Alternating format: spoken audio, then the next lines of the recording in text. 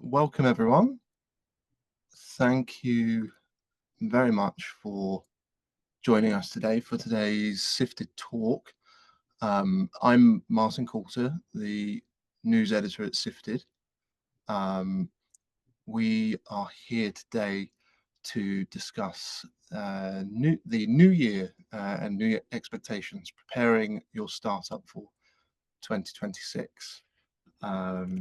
We have a fantastic lineup of experts in startups, investment and compliance, who I will let introduce themselves first before we get into it. If we want to go around the room, Jannat, do you want to kick us off? Sure. Thanks for having me, Martin. My name is Jannat. I'm based in London. I'm part of the investment team at Forestay.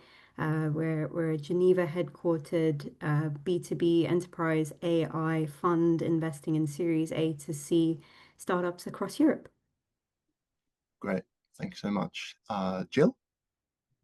Hello, I'm Jill Henriques. I'm with Vanta. I'm a GRC SME specialist, and I'm on a global team, and we support our customers with, go-to-market, post-sales, and answering questions for our clients about the 40 different frameworks that Vanta offers. Thanks for having me. Thank you very much for joining us. Emma? Hi everyone, I'm Emma. I'm the founder of PortiaAI. We are working on the layer above coding agents. We're a multi-agent system for turning product requirements and design documents into well-specified pieces of work for coding agents. That's me. Thank you very much. And last but not least, Dmitry. Hi, thanks for having me. My name is Dmitry, founder and CEO at Emma. So Emma, by the way, you have a beautiful name. In our case, Emma stands for Enterprise Multi-Cloud Management Application. So we help enterprises to streamline the way they interact with the different cloud service providers and infrastructures. Fantastic. Emma, I'm assuming your name does not stand for the same thing. It's not so snazzy. No. Excellent. Right, so getting into it, I suppose there's lots of different directions that we could take this conversation. I have lots of questions. Oh, and before I forget, there is a Q&A function as well. So you should be able to see a chat Q&A option at the bottom. So if anyone has any questions throughout, please feel free to drop them in there and I'll do my best to get to them and weave them into the conversation as we go. So I suppose one place to start would be talking about the funding landscape, how things have kind of changed over the last 12 to 18 months and what we can kind of expect in 2026. Jannat, you feel like a good person to start off with. Yeah, broad question. How's it changed recently and what do you expect to come out of 2026? Yeah, it's an interesting market and dynamic right now. I'd say it's kind of split between what I would call AI native companies, companies that built in the LLM era from the start, and those who existed prior and perhaps had to either pivot or retrofit or enhance their offering with what became available. And the watershed moment really happened perhaps in 2022, really, with the GPT 3.5 and equivalent releases on the market, and then founders really felt and builders really felt that they could build differently. What's interesting from a funding landscape perspective is both generations of company are on the market at the same time. And what you find, particularly from an investor standpoint, is that it always just comes down to product defensibility. You think about what AI has unleashed, and I'm sure we'll use that buzzword a lot today, or buzz phrase. There has never been a faster or more rapid development cycle in the history of technology, and this does translate into the funding landscape becoming competitive, but also quite intriguing, because you might have what might be considered now a legacy solution, and somebody could come into the market and build something competitive in in less than no time. So the funding landscape was really prioritizing, in my opinion, or at least this is the Forestay House view, that product defensibility is still key. So we're still seeing very exciting opportunities from the Series B, C stages that had a very clear product vision. Perhaps proprietary models were already being built pre-transformer, pre-LLM era, and they've enhanced their offering with what's come. And then the exciting things at the earlier stages are just being built quickly, gaining their traction very quickly because of it. And you see quite mature, I would say, Series A's with what would have maybe been considered Series B metrics, although the nomenclature doesn't really mean that much in general. They're just sequences of rounds. But you do see the newer age companies, those that I would say are AI native or AI first, coming to fundraise with much more mature metrics than what you might have seen before. And as well as, I mean, two different types of companies in the way that they're using AI there. But I wonder, has we published a story the other day about a company that got into Y Combinator without writing a line of code. I mean, they had code, but they had built it in Lovable, right? And I wonder, there are so many more products you can create stuff, you can vibe code stuff. You might need to refine it, but it feels like go to market is happening so much quicker. Are you seeing that? Is it true to say there are more companies, more products being built quicker? Are you being inundated? Is there a pickup in the pace, just the number of companies coming through that you're seeing? Certainly at the earlier stages, yes. I would say that maybe at Series A, there's a little bit more sifting down. I would say my counterparts that focus a little bit more on seed and pre-seed talk about just how much volume they see, and also just how many of the same idea they see executed multiple times. So it definitely is, this vibe coding era, this low code era means that prototypes are being created faster than ever. And it does mean that you kind of have your proof of concept very, very early on. So I don't envy the position of my pre-seed and seed colleagues. Sure. Emma, you're obviously operating in the AI agent space. Huge amount of excitement, lots of hype. We often write, that it perhaps is the next stage of this generative AI sort of story. How have you kind of navigated the last 18 months? I suppose thinking about what your own kind of narrative, what the story of your company is, and where you fit in that kind of broader picture and hype cycle, if we're going to call it that. Yeah, absolutely. So we originally started our life as a kind of open source multi-agent SDK before a lot of the kind of like multi-agent stuff had really come to prominence, which has happened incredibly fast over the course of this year. And it has definitely been a absolute kind of like roller coaster of change from just a pure kind of technological perspective. So very much feel like, we've kind of ridden that, and the thing that we're working on now is kind of like still multi-agent, but taking a slightly different approach. But at the end of the day, I think you still build in roughly the same way. You find a user pain point and you double down on it, and that's still the most effective way overall to build a business.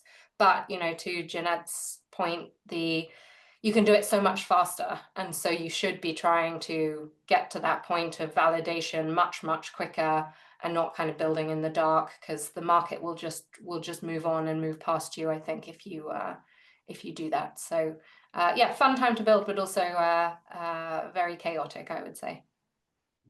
Sure. Jill, your perspective, I suppose, if we're starting off kind of looking backwards before we go forwards, what's been kind of top of mind for yourself in the past year? So a lot of our Vanta startup customers that we either have or that are, potential customers, they're struggling with not knowing kind of, what to do as far as in the compliance world.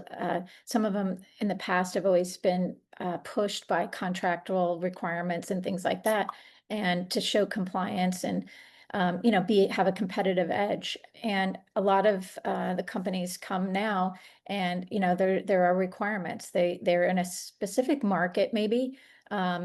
We're seeing a lot of influence on the HR tech and ed tech that are requiring requirements and such if you're handling that type of data. CMMC and CJIS are some more requirements that have come out recently that folks have to get up to speed to. And then you just have, other maybe SaaS companies that have to, please their clients in a contractual requirement with maybe a SOC requirement. So with all the push for AI, every state has, intentions or legislative that's pending.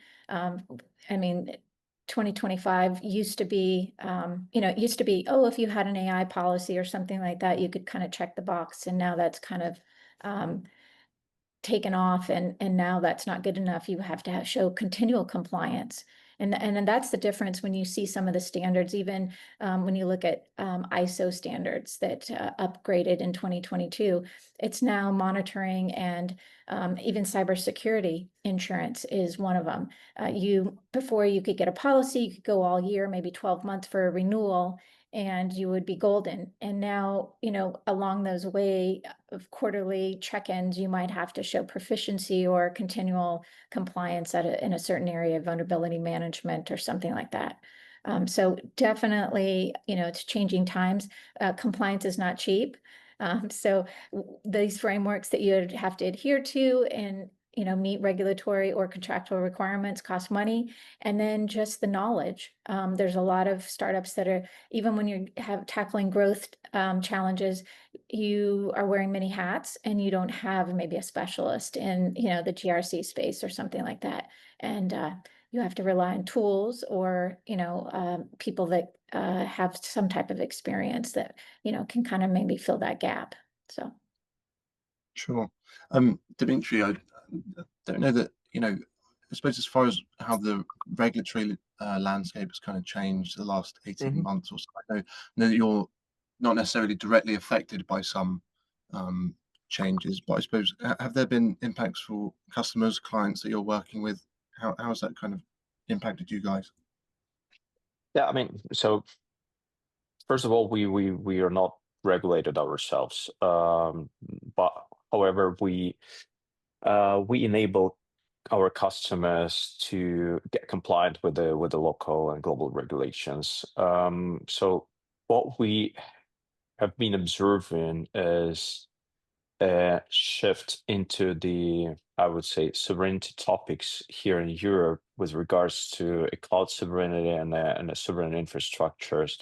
And that's where Emma comes into play. So we basically help the local organizations move from hyperscalers into the local providers, and that get compliant to the different regulatory acts that we have here in Europe, especially in the different countries. You have a lot of different institutions. For example, we are a Luxembourgish company. We have here a local regulator, and if you're a financial institution, you need to be regulated and compliant to regulations of this institution. However, in Germany it's different, et cetera, et cetera. And on top of that, you have also global regulations like DORA, Digital Operation Resilience Act. You have also the European framework called NIS2. And of course, as Jill has mentioned, there is also ISO, there is also SOC 2. There are two types of a SOC 2. So, and again, we ourselves, we are compliant with all of these regulations, and we help our customers from the infrastructure standpoint of view to be compliant. And yeah, with this sovereignty topic enabled a lot of our business, and we also helped a lot of customers to get their infrastructure back to Europe and to get their data back to Europe, so they can be 100% sure that their data is stored securely and nobody gets access to this data from the outside. Sure. Because European tech sovereignty, it's as a concept, it's been bouncing around for a while. But, and correct me if I'm wrong, I think with change in power in the White House and some follow-ons from that, it felt like there was a new kind of urgency there to have European countries using, homegrown solutions. How have you seen that? How is demand for what you help companies do and over the last 12 months changed, and how do you see it going over the next 12 months? Yeah, I mean, it's changed significantly, right? So 12 months ago, before the most recent changes that you mentioned, everyone cared. I mean, everyone cared about the sovereignty since 2018. There were different types of organizations or institutions or communities here in Europe who were trying to promote the idea of a sovereignty. However, all these endeavors, they ended up with the same, I would say, with the same players involved out of the United States. So always the bigger guys out of the US, they were joining these consortiums, saying that we can 100% make you sure that your data is stored securely and nobody has access from the outside. However, 12 months ago, we realized here in Europe, and the majority of enterprises and even the governmental institutions, they realized, okay, so this cannot last forever that way. We need to start building something really sovereign and resilient here in Europe. So that's why a lot of organizations, and including the public organizations, they started to move in that direction and to look in that direction. And then the natural question appeared like, okay, but how can we make it happen?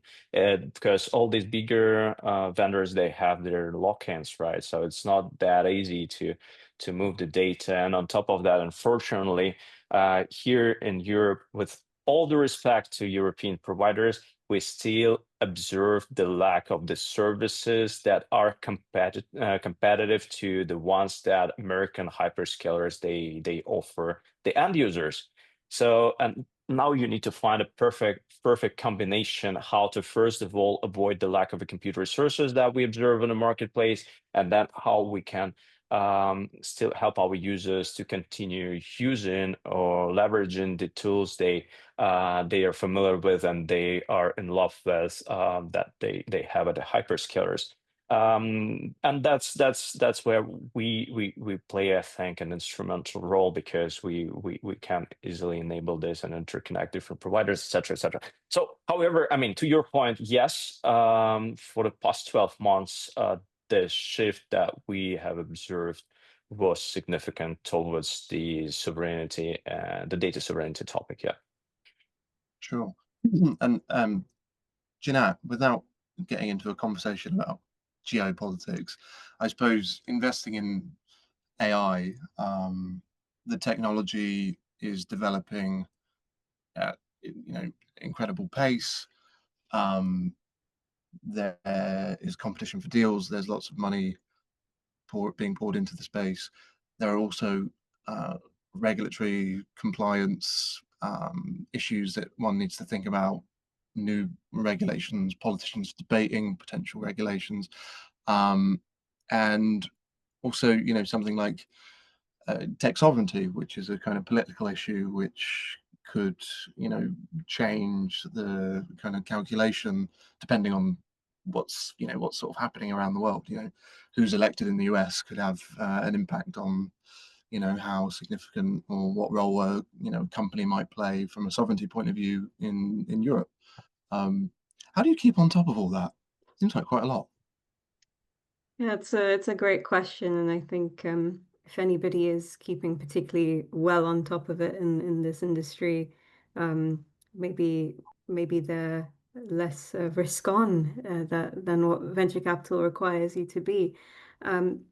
But I think it does require a keen eye. For example, when the tariff announcements came about, there was a big question of, okay, what does this mean for the software industry? Because, it's easy enough to imagine for a tangible good. So we did our studies on that. We got comfort on certain things that how it would work and not work, particularly given that our portfolio is so indexed to Europe. So you kind of can't plan for what you don't know is round the corner, and you can only plan for what you do. And we know that we're in a European environment. There's a precedent for regulation. We've talked about AI regulations that have come in. I'd say from a investor standpoint, you just have to have conviction that the underlying market warrants the product that is being offered, and it is being offered in an appropriate, compliant manner that customers find satisfactory for their procurement requirements as well.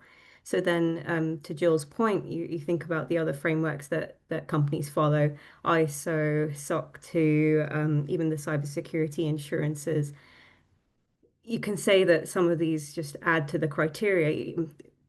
Off topic, but not quite.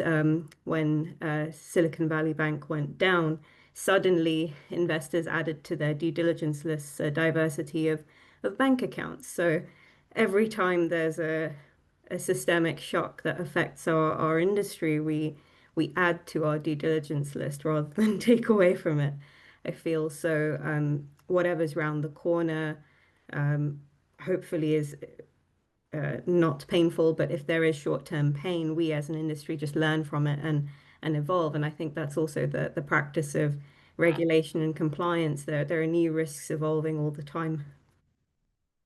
Sure. And on that sort of ever expanding due diligence checklist, the risk of the AI bubble bursting at some point. I had to 22 minutes in and I hadn't asked about it yet.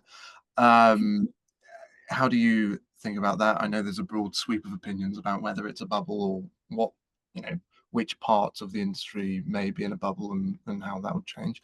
Can you give us a take on that? I don't want to say bubble because I don't want to jinx things, but I do think there's definitely frothiness in the market. There is also still a lot of dry powder. There haven't been markedly as many exits. There's a lot of I'd say pent up desire to do deals in the market as well. So perhaps that's driving some of it. I'd say you just really have to be conviction led and thesis led.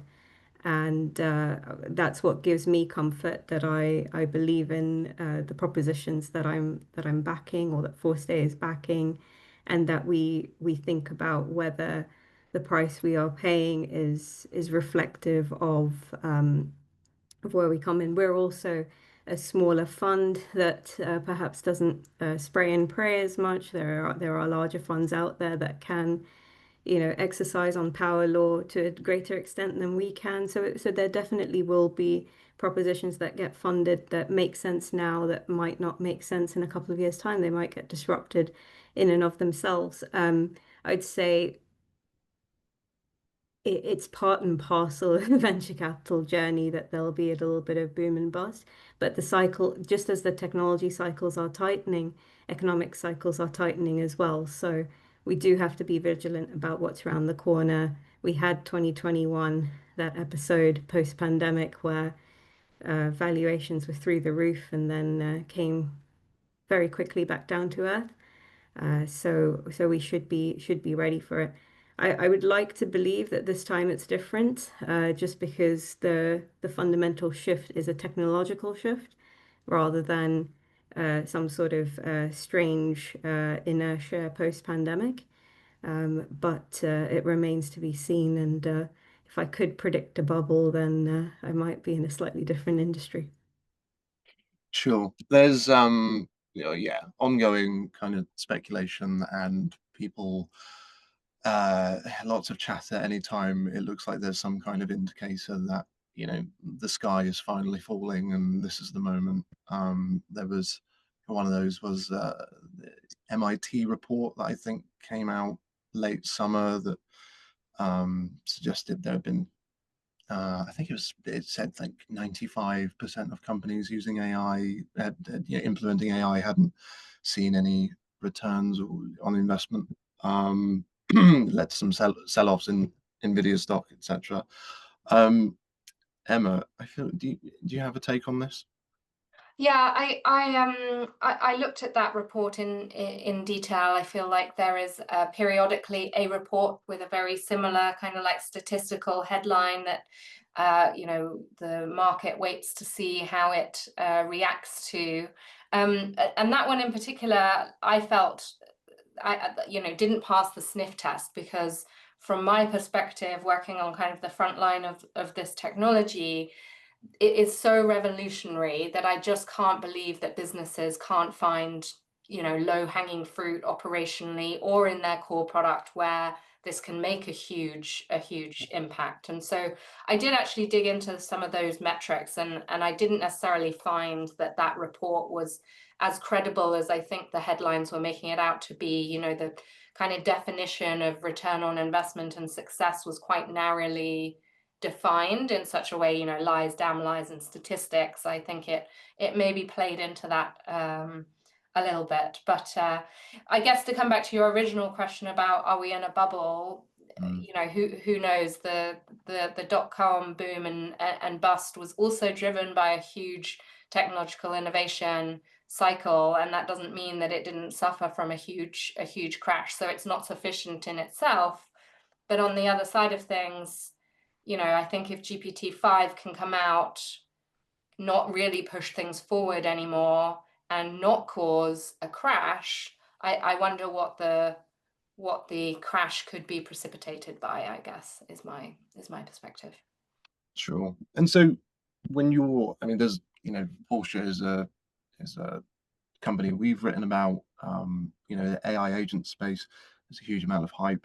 There's also a degree of, I suppose, fear-mongering or legitimate anxiety around, new technologies that, move very fast and seem to be able to do things that we couldn't imagine them doing even a couple of years ago.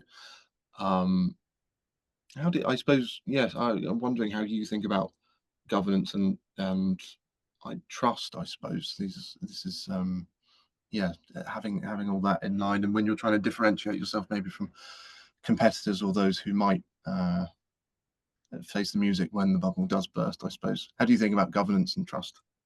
Yeah, I think it's incredibly important in the agent space to tailor your agent solution to the trust and risk spectrum that you're on. There are many ways that even with a kind of high risk view and outlook of things, you can still use agents to do a large amount of work that previously humans would do. But there's no doubt about it, the models hallucinate. That's just a fundamental of how they work. And so having an understanding of what's the level of accuracy that you're achieving, how do you evaluate it, are you comfortable with that?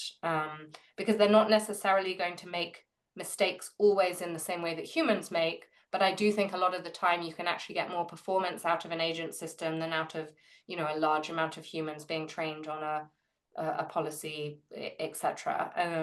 And so I think it's just developing the nuance around the capability, and then how do you want to interact with that as a business is the important thing. And Porsche was developed on the concept of human in the loop as a large and important piece of the puzzle, and our newest product, Resonant, has also got that at the heart of it. We do a large amount of work, but then we present it to humans for review and editing, and we really encourage that as a way of operating. But yeah, I think it is still a key question that's top of mind. Sure. Jill, I wonder if you could give me a kind of breakdown in terms of clients that you work with.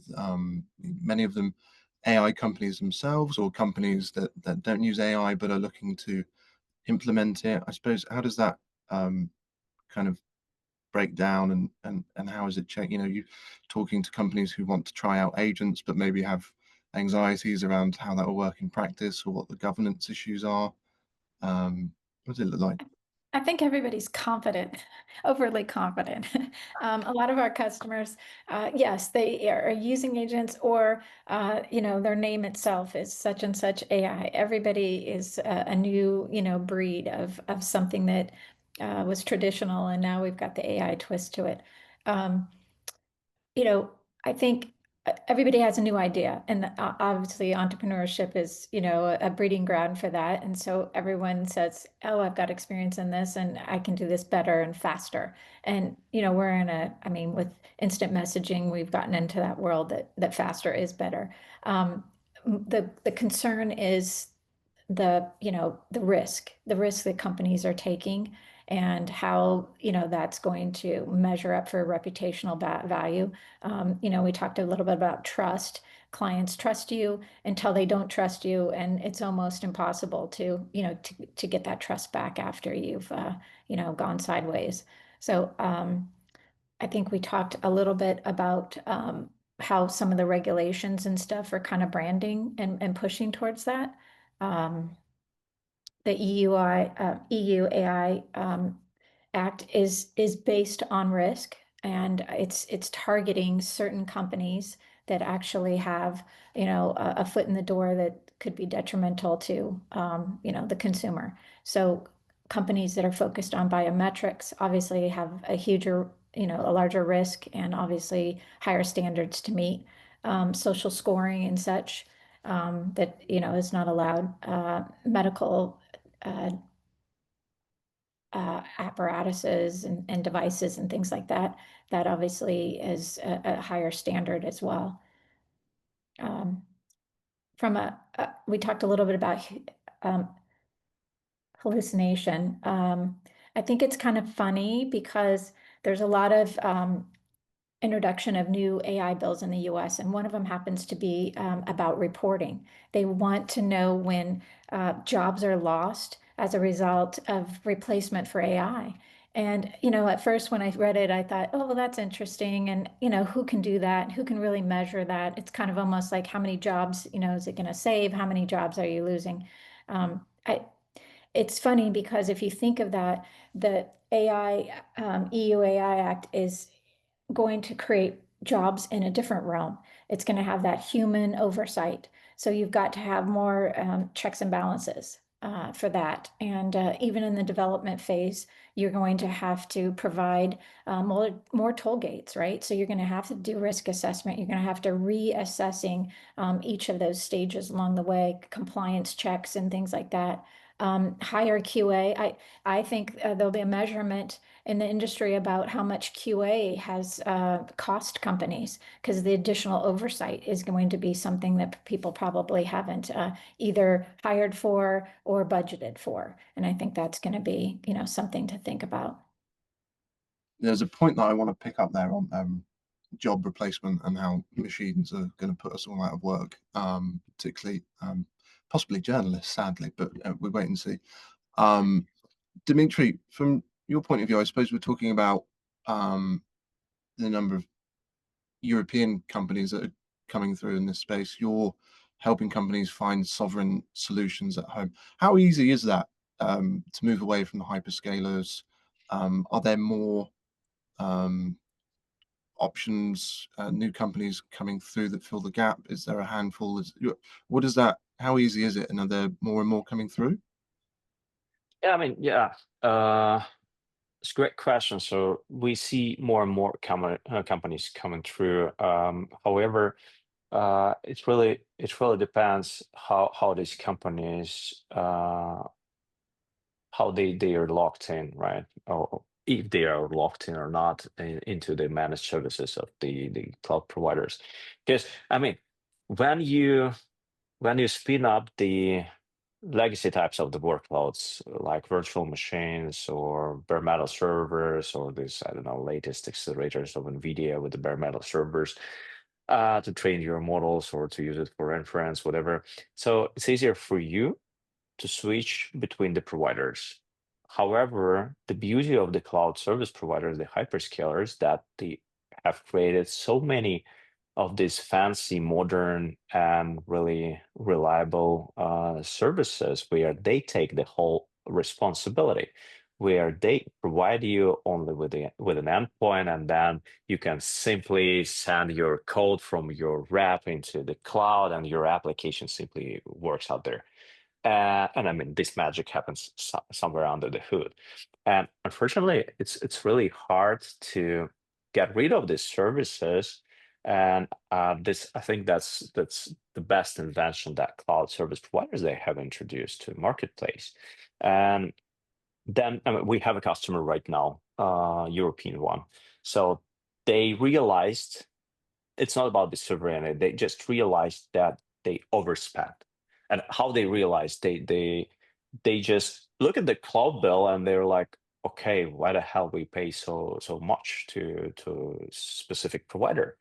And we started to work together, and uh, there is a bunch of different managed services.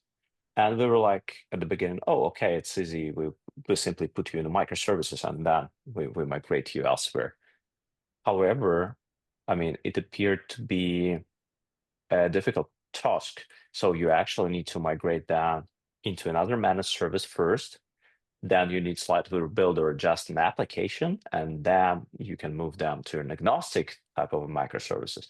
And then you can start using these agnostic microservices to move them out of a specific provider completely. So yeah, I mean, that's the tough thing. And definitely, if you do not have a right skill set, and or you don't have high skilled employees, and they are quite expensive, by the way. And basically, I mean, infrastructure might not be the core of your business, right? So it's just something that supports your business. So then you're in trouble, and you need to find the solutions. I don't want to pitch like ourselves. However, we are one of these solutions that exist out there. You're all entitled to pitch your services throughout, don't worry. Emma, I wanted to pick up a point that I think Jill touched on a moment ago about how AI is changing the workforce.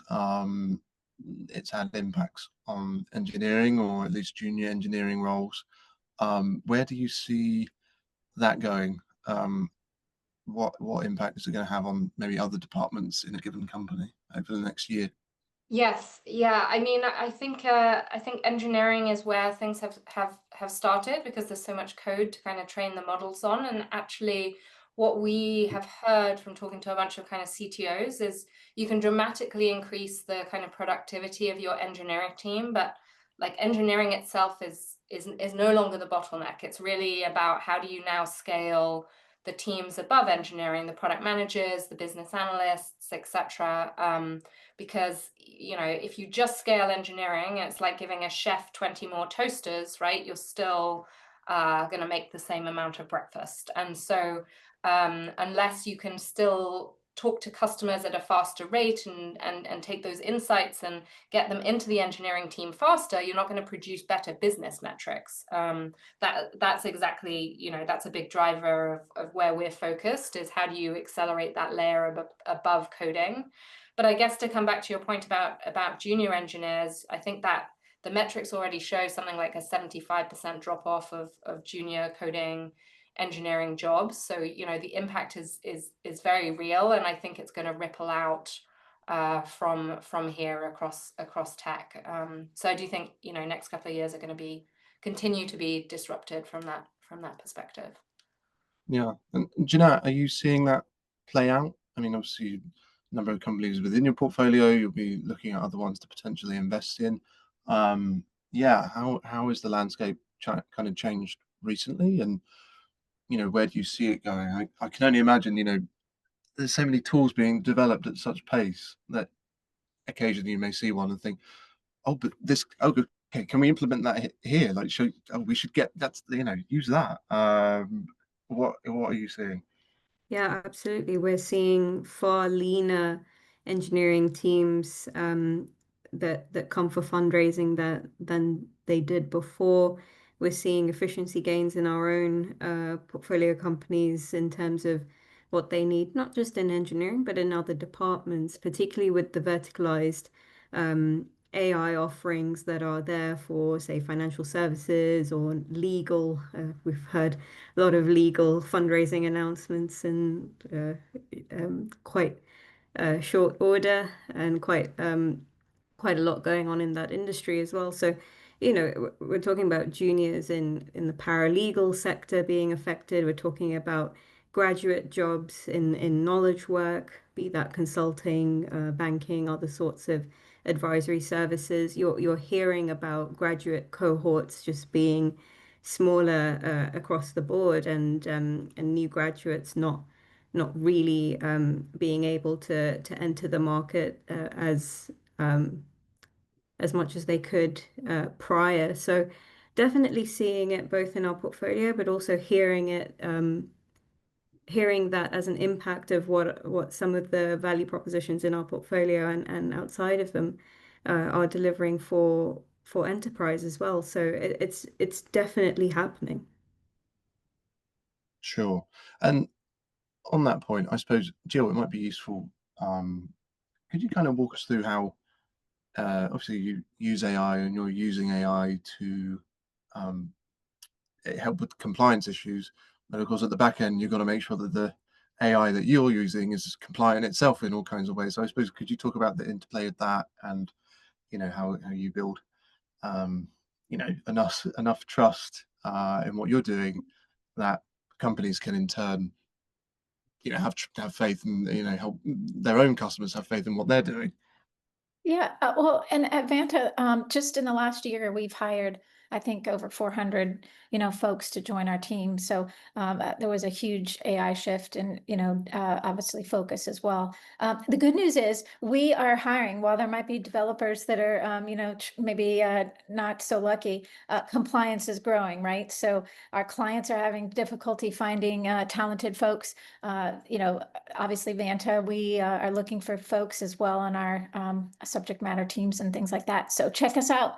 But I think, some of the, I don't know, problems and such are going to continue because we have to use AI, I guess, to keep competitive.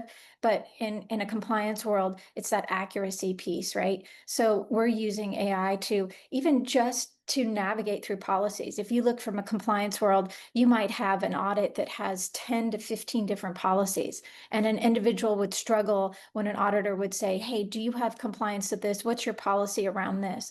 And to sort through and figure out, exactly what policy that is and what your stance on that is was difficult. And now at a touch of a button, and even in the Vanta tool, you can just, request to have it sifted through, and voila, you have your response very quickly and can navigate that. And also for accuracy, AI has been very good for pulling out, maybe you have process documents, and you could have processes from everything from development to access roles and things like that, managing your vendors. And the fact that you can now use AI to, streamline some of that and say, do I have consistency? Because that's where auditors really will, I'll say, get you. That's where your audit findings come from remediation. And that's because you said you were doing this, and in this document, you might have said have a different process, or your playbook has not been updated to reflect the new process. And, and you have an inconsistent process. So for that purposes, that's good. Chatbots and things like that are great if they're accurate. They're very frustrating as a consumer, right? You go to use one, you're excited that somebody at 2 a.m. is going to answer your question, and then you get some, answer that, is not even helpful. So managing those, and there's even some requirements in the industry now that you have to label things on your chat box as showing that they are AI generated. And not just pretend like you have, some offshore resource or somebody at 2 a.m. that's helping you answer questions. Sure. Dmitry, I'm wondering how AI kind of fits into your operation, maybe, how you've implemented it, speed up delivery. Yeah. So in our company, we normally do a lot of different experiments with the AI. With AI, we use it for, for the different purposes. First of all, we have the whole bunch of services that are available on our platform, where you can get access to the latest accelerators, and you can run the whole applications on top of that, and you can scale your clusters across the providers, picking up the available instances, et cetera, even the fractions of accelerators. However, I mean, that's the customer facing service. Internally, it was funny. So when we got the first model in our data center, we also bought the latest NVIDIA accelerators, and we started to train the model. So this model also analyzes the behavior of workloads of our customers, does the extrapolations, predictions, and based on these predictions, we share the recommendations with our customers. However, later on, we have decided to start using this model to analyze the internal, I mean, and this is a self-hosted one, not the one that you have in the internet. And after the conversation with one of the friends of mine out of Seattle, he told me, like, we at Microsoft we did this. So we have a self-hosted model. We train this model on our code base, which has billions of lines of code, and this is how we can get to a point where the AI agents writes for us like 30% of our code today. That's what Microsoft CEO has shared, I don't know, like a couple of months ago. So we tried to follow this trend, and we trained the model on our code base, and we realized that, I mean, internally, we can easily fulfill fulfill completely the need in like junior employees, the junior developers, right? So like the junior developers, because this model helps us to write the code of the same quality faster with auto tests embedded, and I mean, we need less frictions to get it shipped. So that's how AI helps us to deliver the product updates and the new features faster to our end users. I mean, from this standpoint of view, it's a great invention. However, again, I would like to make a point here. So it is important that we have trained this model internally on our internal data without any access to public internet. And it's not something that the other tools they do, like the one that are available, like Coulter, Replit, Lovable, etc. They are different, and the quality and of an outputs, of course, are different. So this is something that you should keep in mind. Sure. I was just checking the Q&A. It looks like there's been some live networking happening between a couple of participants. But we do have a question from Senk, if I'm not mispronouncing your name, asking for insights on pre-seed funding opportunities for startup companies. Senk, it appears, is in stealth, but will soon be launching his defense tech company, which specializes in communication solutions. I will throw that one to you, Jannat, if you have any comment to share. I'll admit that defense tech is not a vertical that I know particularly well. However, I know that it is booming right now, so there's certainly appetite. So just do your due diligence on your investors and how much they know about the sector. I wholeheartedly admit that I don't know the sector, but there are definitely others who know it. There's obviously a lot going on geopolitically in the world right now, and as a consequence of that, certain venture capital funds have actually launched specific defense tech vehicles. You can find out more about them online. I'm sure a lot of them are pretty well publicized. Some of them are even present in markets like Ukraine and actively searching for technologies in the space. I'd say to bring it to something maybe that I could speak about. One of the threat vectors that we think about a lot, we've talked a lot about AI from a compliance perspective, but AI can be weaponized as well. So AI as a threat vector is going to be a massive cybersecurity and defense opportunity as well. I think most VCs would share my view that this is a massive opportunity for innovation as well. But I wish you all the best in your pre-seed journey. Great, thank you. I suppose, yeah, touching on picking up on some stuff that we've talked about. I suppose I wanted to ask, regulation is often can be framed as it's net cost, like it's a problem, and if we had less regulation, then we could get on and do what we wanted to do and make all the money we wanted to make, etc. Is there a way of viewing regulation and compliance and how good companies are as at that stuff as a kind of a differentiator and like a real strength, I suppose? I mean, rather than purely how it can kind of foster competition and foster great companies.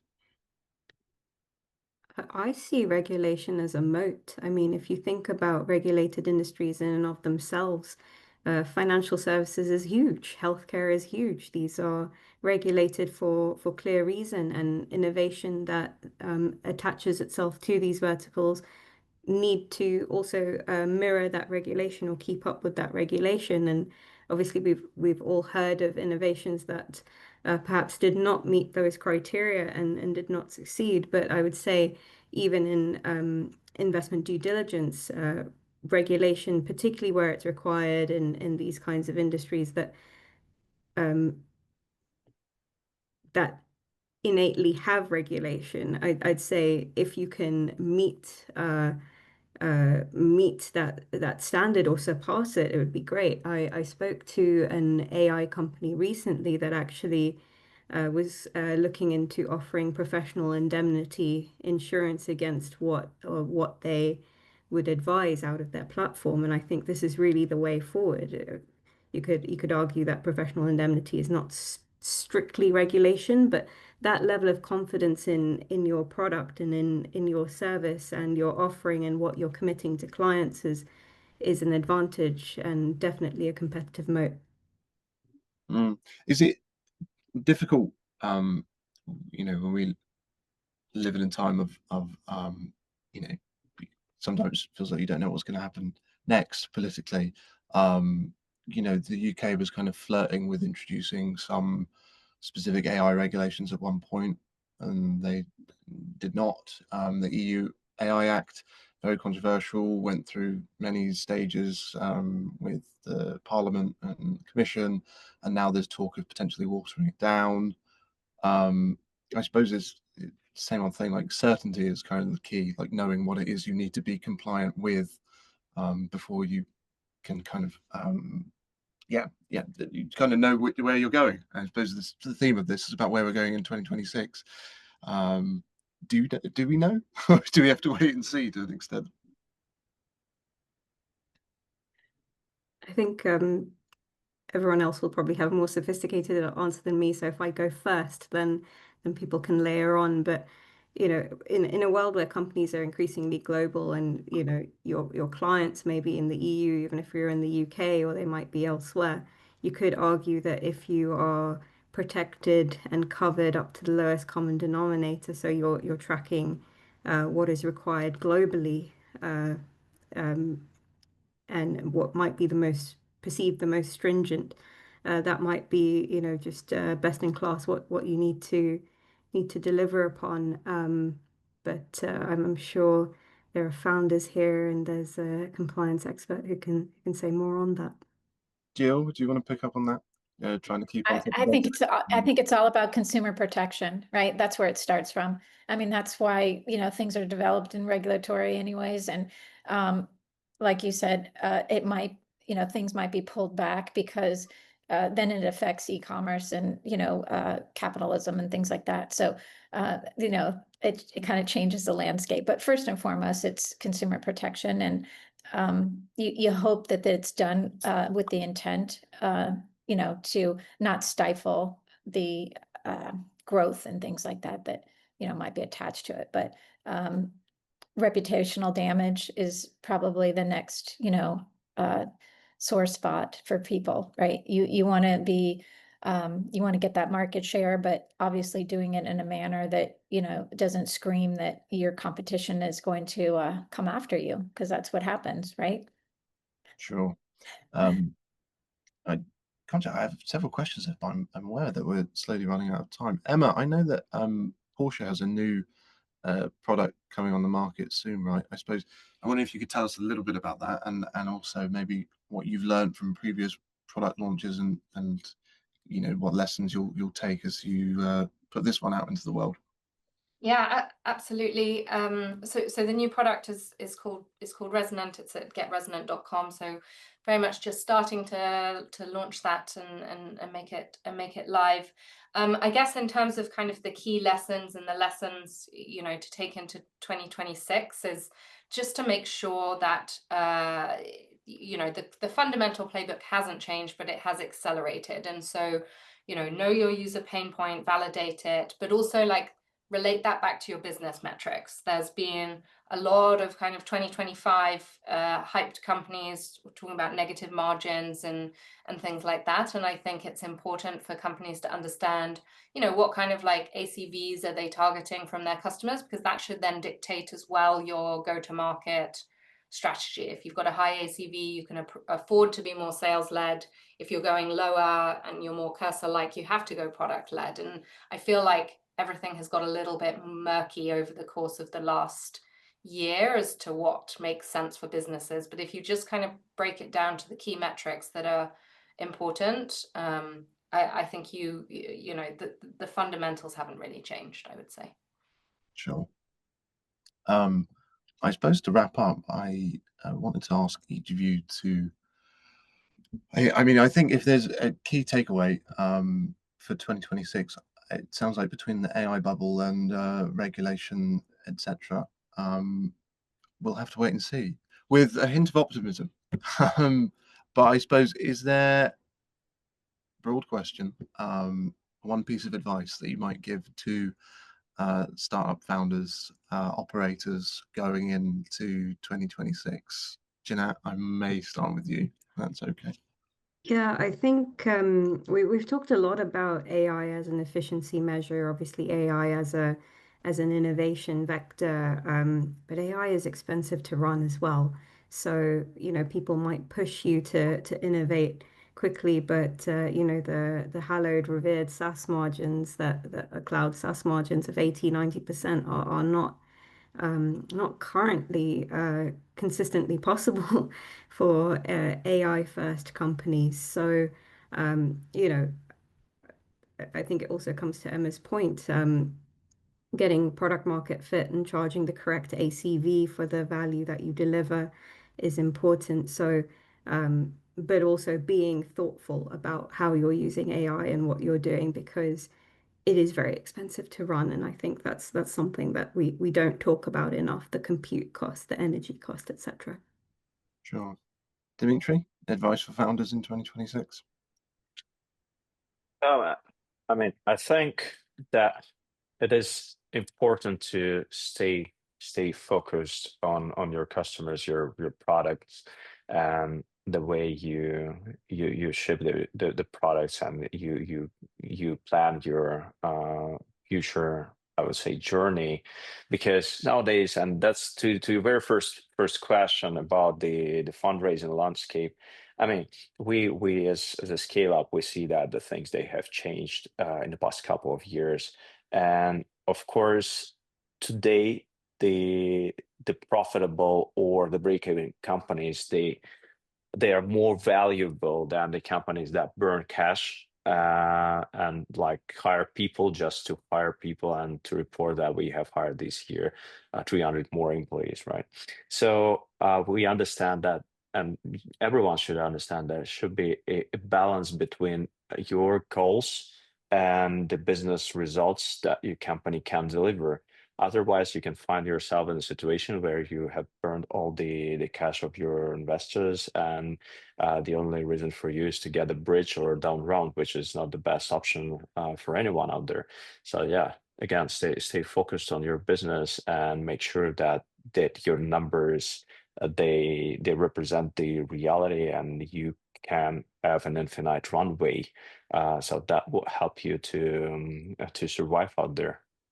It's a cruel world. Yeah. Jill, advice for 2026? I think the motto should be never put off tomorrow what you can do today. Compliance takes time, it takes money and energy, and you need to do it. Just do it, right? If you need help, for the last 8 years, Vanta's been, at the forefront of helping startups, get their compliance needs and do it very quickly. So I think that's the motto for the day. Just do it. It's Just do a it. solid slogan. I think I've seen that one somewhere before. Maybe. And Emma, your advice for 2026? Yeah, probably, hold on for dear life if you're a founder. Watch what the model companies are going to do. They're going to start to, I think, be squeezed out of the infrastructure layer. We're already seeing it. I think we should expect that to increase in a huge way in 2026. So it's going to be a nail-biting year, I guess. We're in for a bumpy ride. Yeah. Fantastic. Thank you so much, everyone who's joined us. Thank you to our fantastic panelists. I have been Martin Coulter, and thank you very much for joining us. Thank Bye. you.